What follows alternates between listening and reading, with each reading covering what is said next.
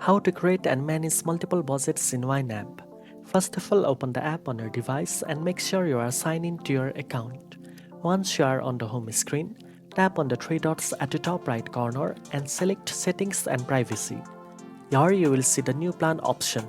Tap on it to create a new budget. Next, give your plan a name, select your currency, number format, currency placement, and date format. Once you have filled out all the details, tap on Create. You have now successfully created a new budget plan.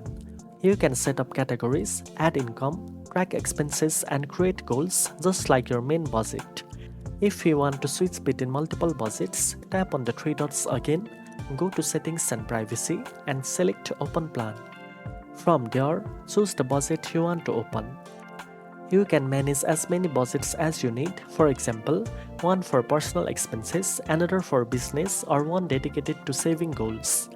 Each plan stays separate, helping you keep your finances organized and easy to manage. Now you know how to create and manage multiple budgets in YNAB. If you found this video helpful, don't forget to like, share, and subscribe for more finance tips.